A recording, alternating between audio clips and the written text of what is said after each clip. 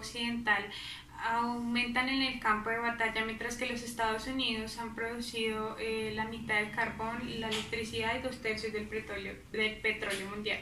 A la vez poseía una inmensa industria manufacturera, por lo que tenía cantidades de barcos, coches, armamentos y maquinaria. Este país se enriqueció también con la venta de armamento, materia prima, alimentos y préstamos de dinero a los países involucrados en la Primera y Segunda Guerra Mundial. Además, los Estados Unidos no habían sufrido tantas destrucciones en comparación a los países europeos. Y es así que gracias a la Segunda Guerra Mundial los Estados Unidos surge como la mayor potencia económica mundial. Durante la guerra, los Estados Unidos imaginaban un orden económico mundial posguerra en la que buscaba expandir su producción y economía por todo el mundo. Con ello tendría un mercado accesible para sus cuantiosas exportaciones e importaciones de materia prima sin valor agregado de los países no industrializados. Estados Unidos, con su sistema capitalista, requería de mercados internacionales y aliados económicos para sobrevivir y garantizar su dominio económico. A pesar de tener la mayor capacidad productora y poder militar que el resto de las naciones. Así que el presidente de ese entonces, Franklin Roosevelt, vio en el orden de la posguerra una manera de garantizar la prosperidad de los Estados Unidos por muchas décadas. Bajo este contexto, a finales de la Segunda Guerra Mundial, las Naciones Unidas, aún no oficialmente reconocidas hasta 1945, organizó una conferencia monetaria y financiera para restaurar y rediseñar la situación económica y social de la posguerra. Esta situación económica, conformada por las Naciones Unidas, fue dirigida por los Estados Unidos y se llevó a cabo en el complejo hotelero de Washington, en la ciudad de Bretton Woods, del 1 de julio de 1944, donde asistieron 44 países adscritos al posterior acuerdo. Existían dos propuestas para el rediseño económico: la propuesta inglesa Keynes y la estadounidense White. La propuesta inglesa, diseñada por John Keynes, consistía en la creación de un organismo internacional de compensación. Este organismo fue llamado la Unión Internacional de Compensación, que sería capaz de emitir una moneda internacional vinculada a las divisas más fuertes, a través de las cuales los países con excedentes económicos financieros financiarían a los países con déficit, transfiriéndoles esos excedentes para corregir esos desequilibrios de las balanzas de pagos de los países miembros. Recordemos que Estados Unidos, para final de la Segunda Guerra Mundial, poseía el 80% de las reservas mundiales de oro, por lo que este plan no le convenía a sus intereses. Por otro lado estaba la propuesta de Harry Dexter White. Consistía en la creación de dos instituciones: un Fondo Internacional de Estabilización, posteriormente denominado Fondo Monetario Internacional, que tendría como fin corregir los desequilibrios transitorios de las balanzas de pagos, con el fin de evitar fluctuaciones bruscas en los tipos de cambio. Y la segunda era la creación del Banco para la Reconstrucción de las Naciones Unidas, y asociadas después denominado el Banco Internacional de Reconstrucción y Fomento, llamado después el Banco Mundial. Este tenía como propósito ayudar a los países devastados por la guerra. Es así como la propuesta de Harry Dexter White fue elegida, y se lleva a cabo la creación del Banco de Reconstrucción de las Naciones en 1944, como parte del acuerdo del Bretton Woods, llamado así por el nombre del complejo hotelero en la New Hampshire, donde fue conseguido. Su presidente en la actualidad, Eugene Meyer, estuvo desde 1945 hasta 1946. Tiene su sede en Washington, Estados Unidos. Está integrado por 189 países miembros, como lo vemos en la pantalla, con personas en más de 170 países y oficinas en más de 130 lugares. Fue creado con el fin de ayudar a las naciones europeas desde el Banco Internacional de Reconstrucción y Fomento como un facilitador de la reconstrucción de las ciudades durante la posguerra y el desarrollo hasta la actualidad, para cerrar esta brecha fiscal económica entre países pobres y ricos, para así convertir los recursos de los países más ricos en el crecimiento de los países más pobres y para lograr una reducción sostenible de la pobreza. Todo esto mediante la financiación de proyectos, inversiones en educación, salud, administración pública, infraestructura, desarrollo del sector privado y financiero, agricultura y demás. Todo esto lo hace mediante préstamos de bajos intereses, créditos sin intereses hablando a nivel bancario y apoyos económicos a las naciones en desarrollo. Poco a poco fue ampliando sus funciones, creando más organismos que funcionaran paralelamente a integrando a lo que conocemos hoy como el Grupo del Banco Mundial. Está conformado por una junta de gobernadores, como lo vemos, que se encargan de formular las políticas, asimismo por un directivo ejecutivo conformado por 24 miembros, de los cuales sus principales accionistas se encuentran en Estados Unidos, Alemania, Francia, Japón y el Reino Unido. A continuación veremos los presidentes al mandato desde su creación hasta el presidente actual, David Malpass. Comenzó su mandato de 5 años desde abril de 2019. El señor Malpass se desempeñó antes como subsecretario de Asuntos Internacionales del Departamento de Tesoro de los Estados Unidos en su calidad de subsecretario. Representó a los Estados Unidos en entornos internacionales como reuniones con los viceministros de finanzas de los G7, de los G20, reuniones de primavera y reuniones anuales del Banco Mundial y del Fondo Monetario Internacional. Antes de asumir las funciones de subsecretario, el señor Malpass se desempeñaba como economista a nivel internacional y fue fundador de una empresa de estudios macroeconómicos concebida en la ciudad de Nueva York. Ocupó el cargo de primer economista de Bear Stearns y realizó análisis financiero en países de todo el mundo. El Grupo del Banco Mundial es una asociación mundial única. Las 5 instituciones que lo integran y trabajan para reducir la pobreza y generar prosperidad compartida en los países en desarrollo. El primer organismo que integra el Grupo del Banco Mundial es el BIRF, que es el Banco Internacional de Reconstrucción y Fomento. Fue creado en 1944 y apoya la misión del Grupo del Banco Mundial proporcionando préstamos, garantías, productos de gestión de riesgos y servicios de asesoría a los países de ingresos medianos y bajos, con capacidad crediticia y coordinando además las respuestas ante las entidades mundiales y regionales. El mayor banco de desarrollo del mundo es el BIRF y a través de todos estos productos que proporciona y asesoría sobre las políticas que brinda ayuda a los países a reducir la pobreza y extender los beneficios de crecimiento sostenible a todas las personas. El BIRF ha mantenido una clasificación crediticia AAA desde 1959. Esta clasificación le ha permitido otorgar préstamos a bajos costos y especial a los países de ingresos medianos con acceso a capital en condiciones favorables, ayudando así a garantizar que los proyectos de desarrollo avancen de manera más sostenible y complementar y movilizar el financiamiento privado. El segundo organismo que integra el Grupo del Banco Mundial y la Asociación Internacional de Fomento fue creado en 1960 y tiene como fin la lucha contra la pobreza extrema y transformación de la vida de las personas en los países más pobres del mundo, proporcionando recursos financieros esenciales. Aproximadamente 60 años la Asociación Internacional de Fomento ha proporcionado financiamiento para el desarrollo de forma en donaciones y créditos que no tienen cargos por intereses, o estos son muy bajos para los gobiernos y los países más pobres. Sirve de base para apoyar el Banco Mundial en los estados más pequeños que enfrentan desafíos únicos debido a su tamaño y su frecuencia de aislamiento y su aislamiento geográfico. El tercer organismo que integra el Grupo del Banco Mundial es la Corporación Financiera Internacional, que fue creada en 1956, es la principal institución internacional de desarrollo dedicada exclusivamente al sector privado en los países en desarrollo para ayudar a crear oportunidades para todos desde sus conocimientos y alianzas duraderas que pueden ayudar a abordar limitaciones críticas en ámbitos como las finanzas, infraestructura, las competencias laborales y el entorno regulador. Los socios comerciales invierten capital por medio de empresas privadas en los países en desarrollo. Dentro de sus funciones se encuentra el otorgar préstamos a largo plazo y dar garantías y servicios de gestión de riesgo para sus clientes e inversionistas. Cuenta con un capital accionario autorizado aproximadamente de 2.400 millones de dólares. A continuación, podemos observar algunos de sus productos y servicios financieros.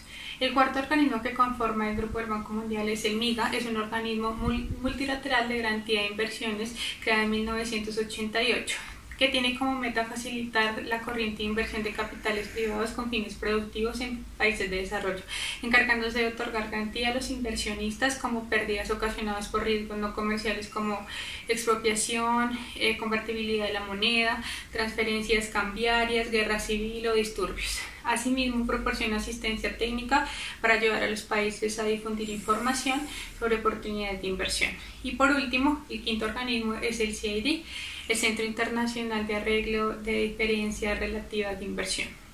Fue creado en el año 1966 por el Convenio sobre Arreglo de Diferencias Relativas a Inversiones entre Estados y Donaciones entre otros Estados. El convenio de CID es un tratado multilateral conformado por directores ejecutivos del Banco Mundial en áreas de cumplir el objetivo del banco de promover la inversión internacional. El CID es una institución de arreglo de diferencias independientes y eficaces. El hecho de que se encuentre a disposición de inversionistas y estados ayuda a promover la inversión internacional, fomentando la confianza de solución de controversias. También está disponible en el caso de controversias entre estados, tratados de inversión y tratados de libre comercio, al igual que el registro administrativo. Instrumentos de financiación. El primero que podemos observar es el financiamiento de proyectos de inversión. Tienen una proyección a largo plazo, más o menos de 5 a 10 años, y se conceden para costear la adquisición de bienes y la contratación de obras y servicios necesarios para hacer realidad los proyectos de desarrollo económico y social de una amplia gama de sectores. En los últimos años, los préstamos para inversión representaron en promedio entre el 75 y el 80% de financiamiento otorgado por el banco. En la actualidad hay 7 tipos de instrumentos de este género, en los cuales están los préstamos adaptables para programas que ofrecen asistencia escalonada para programas de desarrollo de larga duración.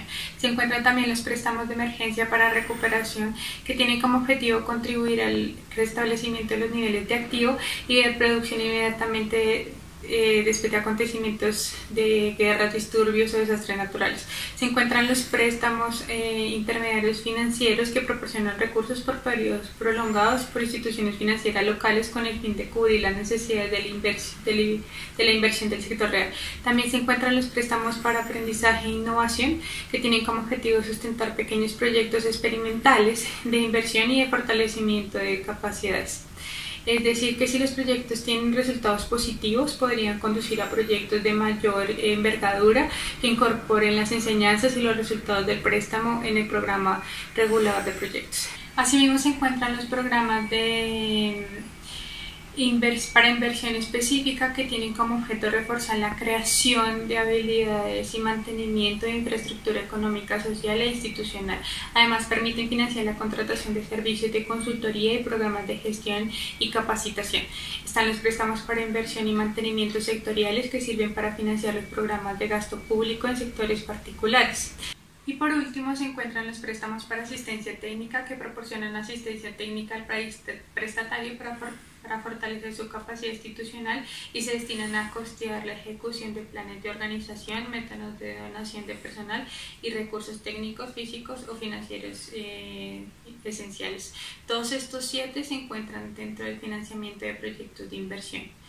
En el financiamiento de políticas de desarrollo, tienen un horizonte a corto plazo, más o menos de 1 a 3 años, y proporcionan financiamiento externo de rápido desembolso para respaldar reformas de políticas institucionales. Son necesarios para crear un entorno propicio para un crecimiento económico sostenible y equitativo. El siguiente instrumento de financiación es el programa por resultados, que vincula el desembolso directamente a la entrega de resultados definidos, ayudando a los países a mejorar el diseño y la implementación de sus propios programas de desarrollo y así lograr resultados duraderos, a fortalecer las instituciones y desarrollar mejor sus capacidades. También encontramos los fondos fiduciarios y las subvenciones, que permiten ampliar las actividades, especialmente en situaciones frágiles y afectadas por crisis.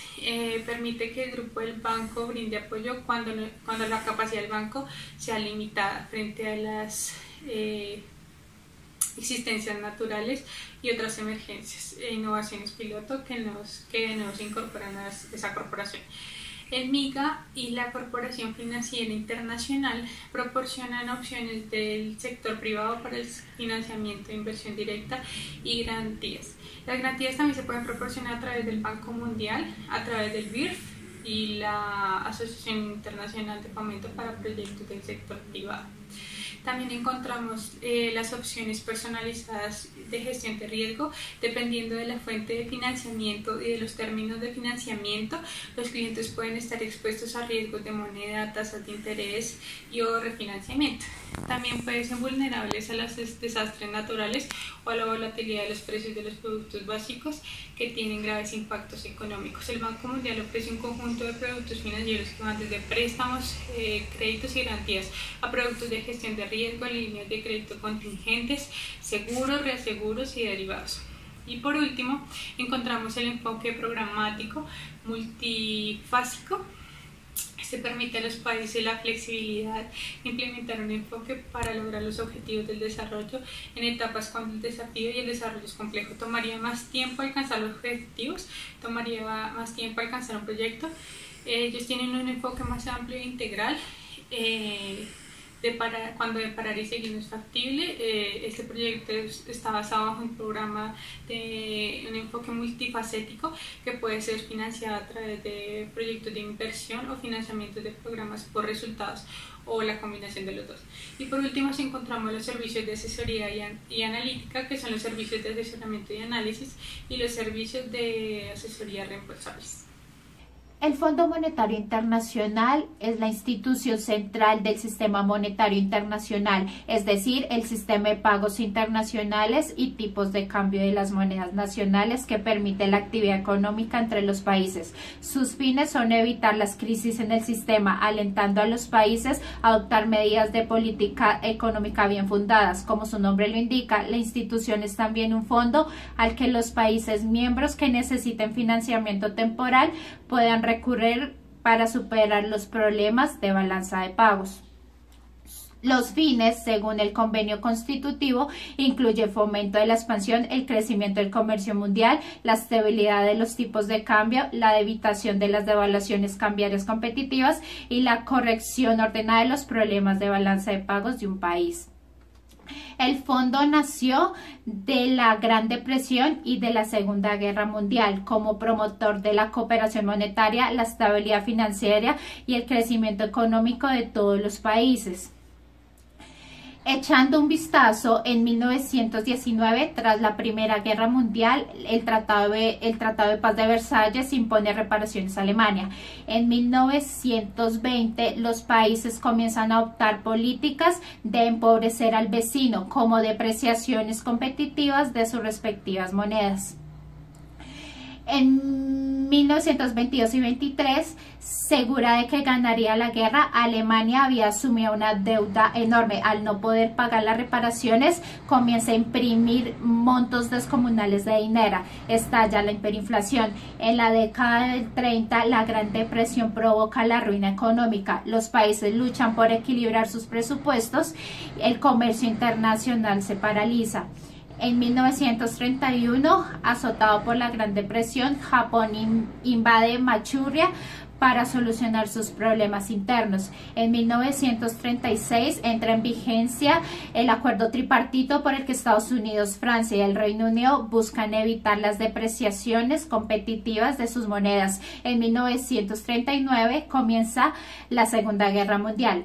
En 1944, 44 países suscriben los convenios constitutivos del Fondo Monetario y del Banco Mundial, preparados en la conferencia de Bretton Woods en Estados Unidos. En 1945 termina la Segunda Guerra Mundial. En el 47 el fondo comienza a funcionar y otorga el primer préstamo a Francia por 25 millones de dólares.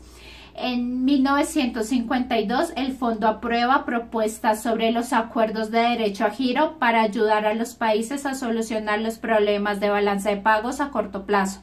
En el 63, el fondo crea el servicio de compensatorio para brindar asistencia a los países perjudicados por las fluctuaciones de los precios mundiales. En el 67 se aprueba un plan para crear los DEG, Derechos Especiales de Giro, un nuevo activo de reserva internacional y sustentar así los tipos de cambio.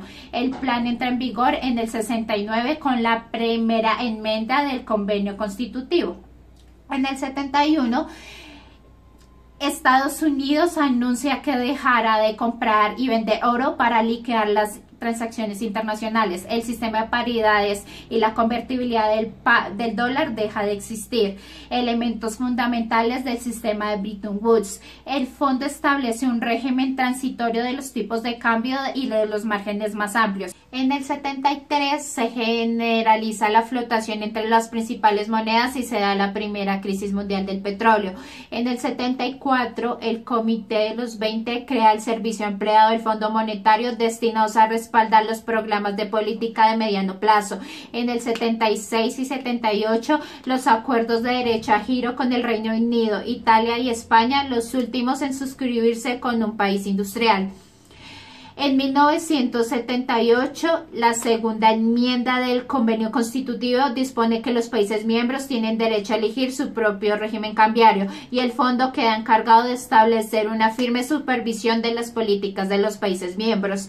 En el 79 estalla la segunda crisis del petróleo. En el 82, las dificultades de México en atender los servicios de la deuda externa encabezan una crisis. En el 85, el Fondo Monetario y el Banco respaldan una iniciativa sobre endeudamiento que contemplan ajustes por parte de los deudores, préstamos más generosos y eficaces por parte de los bancos multilaterales de desarrollo y un aumento del crédito comercial.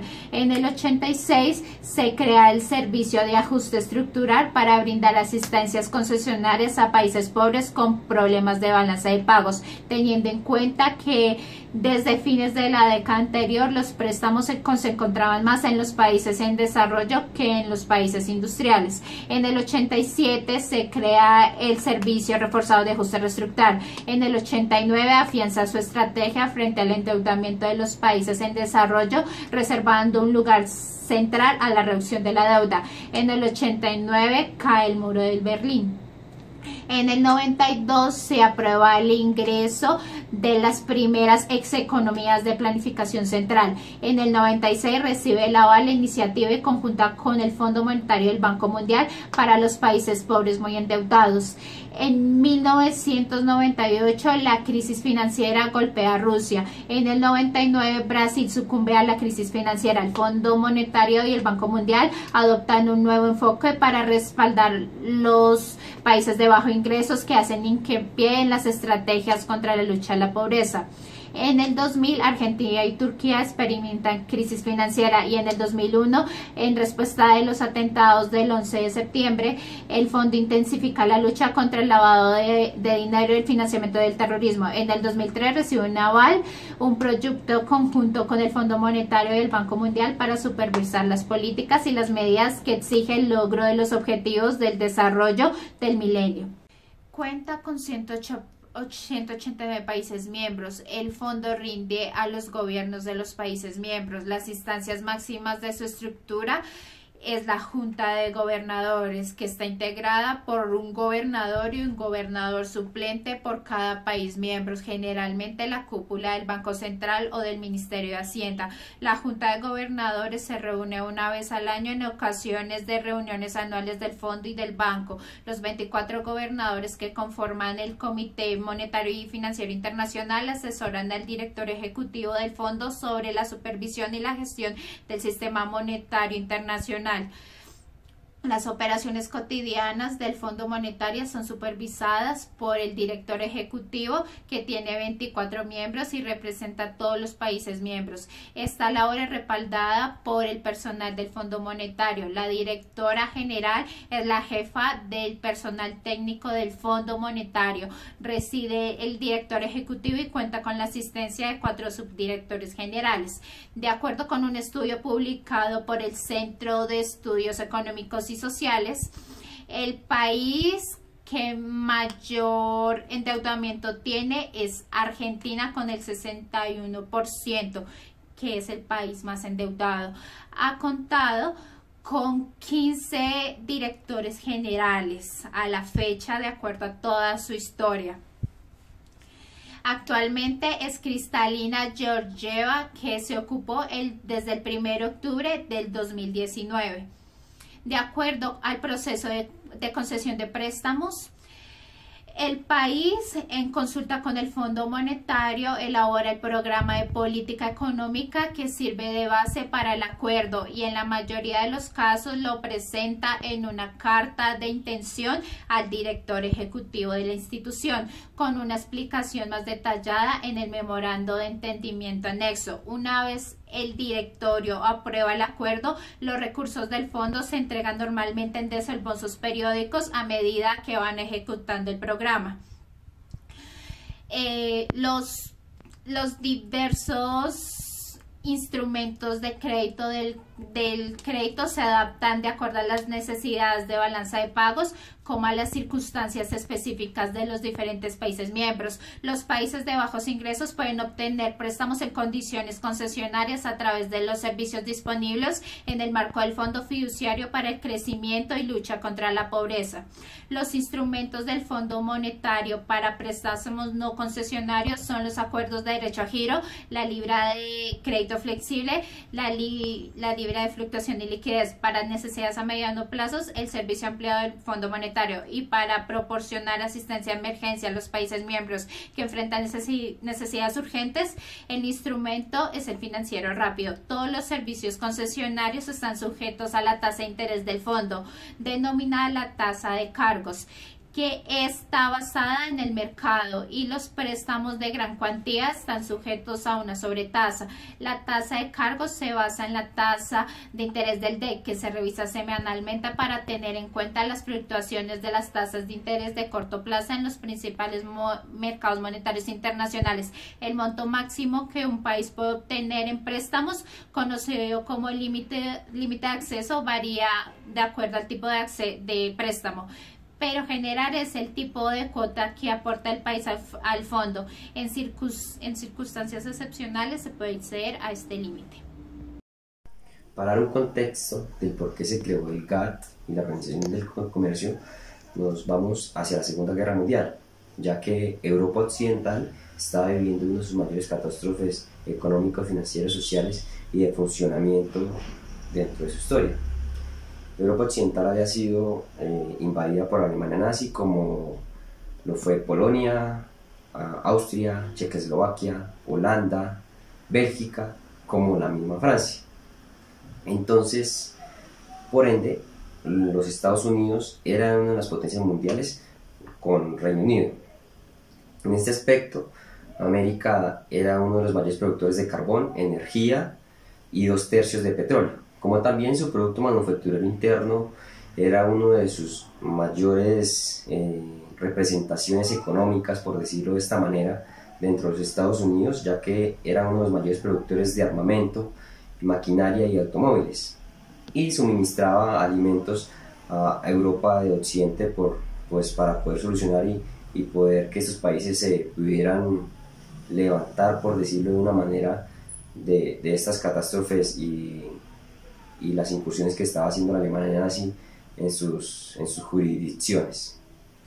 Por ende, se crea la conferencia del Bretton Woods, donde anteriormente mis compañeras lo mencionaban, en donde pues promovían el desarrollo de estas economías, pues suministrándoles recursos financieros para poder solucionar aquellas problemáticas que tenían estos países en cuestión. Dentro de esta problemática que se estaba viviendo, se creó el GATT, la cual su función principal o su objetivo era crear un código de buena conducta. ¿A qué me refiero a un código de buena conducta? Me refiero a que tenga unos principios de no discriminación, reducción de aranceles, reducción de cupos y prohibición de carteles, y el más conocido y el más que se ha nombrado en la actualidad en los diferentes periódicos financieros y económicos, como el doping, que América lo menciona respecto a China. El GATT fue creado por 24 países inicialmente, como Austria, Bélgica, Birmania, Reino Unido, India, Nueva Zelanda, Países Bajos, Pakistán, Sudáfrica, entre otros países. El GATT era una organización de carácter provisional. Él funcionó 47 años, estuvo desde 1946 hasta 1994-1995. Desde este momento, de los inicios del GATT, habían instancias como las de Ginebra en 1947, las de Annecy en 1949, estaba la de Dillon en 1960 y 1961, la de Tokio, que fue muy importante, en la 1933 y 1977, y la última que se realizó, que fue en 1986 y 1994, en donde ellos promovían la regulación del comercio internacional y establecían reglas aplicables a una gran parte del comercio mundial, con el fin de poder equilibrar las aranceles y como equiponderar aquellas problemáticas que se veían en la cuenta de capital de los diferentes países en cuestión. Después de 1994-1995, el GATT fue constituido por la OMC. La OMC es la Organización Mundial del Comercio, la cual fue constituida por 164 países y esta tiene el 98% del comercio mundial bajo su control, por decirlo de una manera. Esta organización es una organización, valga la redundancia, que busca la apertura del comercio y busca tener como alianzas o crear foros para que los gobiernos negocien los acuerdos comerciales, ya sean en bienes, ya sean en servicios o propiedad intelectual, buscando de esta manera dar soluciones diferenciales a las problemáticas que viven aquellos países miembros y teniendo como un compromiso de acuerdos comerciales para promover el desarrollo económico y financiero dentro de las jurisdicciones en cuestión.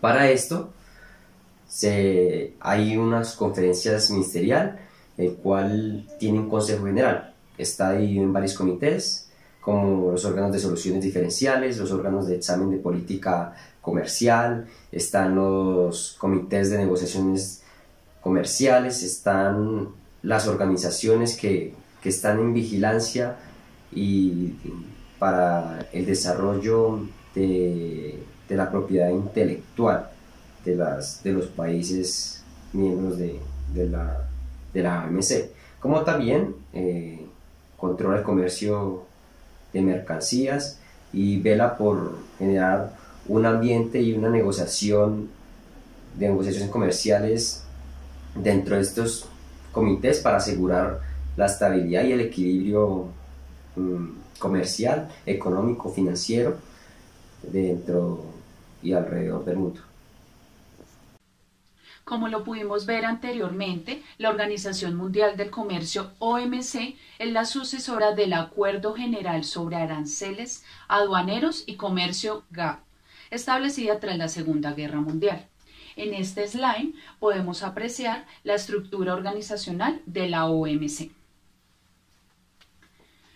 La OMC está integrada por 164 miembros, que representan más del 98% del comercio mundial. Otros 22 países están negociando su adhesión a la organización. Las decisiones son adoptadas por el conjunto de los miembros, normalmente esto se hace por consenso. No obstante, también es posible recurrir a la votación por la mayoría de los votos emitidos. Si bien este sistema nunca ha sido utilizado en la OMC y solo se empleó en contadas ocasiones en el marco de su predecesor el GATT, los acuerdos de la OMC han sido ratificados por los parlamentos de todos los miembros. El órgano supremo para la adopción de decisiones de la OMC es la Conferencia Ministerial, que normalmente se reúne cada 2 años. En el nivel inmediatamente inferior está el Consejo General, compuesto por embajadores y jefes de delegación en Ginebra, aunque a veces también por funcionarios enviados desde las capitales de los miembros, que se reúnen varias veces al año en la sede también en Ginebra. El Consejo General celebra reuniones en calidad de órgano de examen de políticas comerciales y de órgano de solución de diferencias. En el siguiente nivel se encuentran el Consejo del Comercio de Mercancías, el Consejo del Comercio de Servicios y el Consejo de Aspectos de Derechos de Propiedad Intelectual. Estos están relacionados con el comercio, también conocido como el Consejo de los ADPIC, que rinden informe al Consejo General. Un número importante de comités y grupos de trabajo especializados se encargan de los distintos acuerdos y de otras esferas, como el medio ambiente, el desarrollo, las soluciones de adhesión y la organización a los acuerdos comerciales regionales. La Secretaría de la OMC, con sede en Ginebra, tiene una plantilla de unos 630 funcionarios, encabezada por un director general. No existen oficinas auxiliares fuera de Ginebra, dado que son los miembros de la OMC quienes adoptan las decisiones, porque la Secretaría no tiene facultades decisorias. Los principales cometidos de la Secretaría son brindar apoyo técnico a los distintos consejos y comités, adicional a las conferencias ministeriales. También tienen que prestar asistencia técnica a las economías en desarrollo, analizar el comercio mundial y dar a conocer las actividades de la OMC al público y a los medios de comunicación. La Secretaría también presta algunas formas de asistencia jurídica en los procedimientos de solución de diferencias y asesora a los gobiernos que desean adherirse a la OMC. Las contribuciones de los miembros al presupuesto anual de la OMC ascienden a unos 197 millones de francos suizos aproximadamente. Dentro de sus funciones se resalta la administración de los acuerdos comerciales de la OMC, el foro para negociaciones comerciales, la solución de diferencias comerciales, la supervisión de las políticas comerciales y la asistencia técnica y formación para economías en desarrollo. Adicional a esto, la cooperación con otras organizaciones internacionales. A continuación mencionaré las personas que han ocupado el cargo de director general dentro de este organismo internacional. Cronológicamente las mencionaré, primero conocido como GATT. En el periodo de 1948 a 1968, el señor Edith Wynton White. De 1968 a 1980, el señor Oliver Long. De 1980 a 1993, el señor Arthur Dunker. De 1993 a 1995, el señor Peter Sutherland. Ya en este periodo inicia la organización con su nuevo nombre como OMC. De aquí en adelante tenemos al señor Renato Ruggiero de 1995 a 1999. De 1999 a 2002, el señor Mike Moore. De 2005 a 2013, el señor Pascal Lamy. Y de 2013 a la fecha se encuentra el señor Roberto Acevedo, quien fue nombrado en el año 2013, pero volvieron a renovar su candidatura o la ocupación del cargo como director general en el año 2017 por 4 años más. La OMC se encuentra alineada con los Objetivos de Desarrollo Sostenible planteados por la ONU. Es por esto que tiene una importancia central para el logro de la Agenda 2030 en el desarrollo sostenible y sus objetivos principales, donde se establecen las metas que hay que conseguir de aquí a 2030 en ámbitos como reducción de la pobreza, la salud, la educación y el medio ambiente. Los Objetivos de Desarrollo Sostenible hacen especial hincapié en el papel que desempeña el comercio en la promoción del desarrollo sostenible y reconocen la contribución que puede hacer la OMC a la Agenda 2030. Es por esto que mencionaremos los 17 Objetivos de Desarrollo Sostenible que se contemplan. El primero es el fin de la pobreza. El segundo está contemplado como hambre cero. El tercero, salud y bienestar. Cuarto, educación de calidad. Quinto, igualdad de género. Sexto, agua limpia y saneamiento. Séptimo, energía asequible y no contaminante. Octavo, trabajo decente y crecimiento económico. Noveno, industria, innovación e infraestructura. Décimo, reducción de las desigualdades. 11. Ciudades y comunidades sostenibles. 12. Producción y consumo responsables. 13. Acción por el clima. 14. Vida submarina. 15. Vida de ecosistemas terrestres. 16. Paz, justicia e instituciones solidarias. Y 17 y último, alianzas para lograr los objetivos.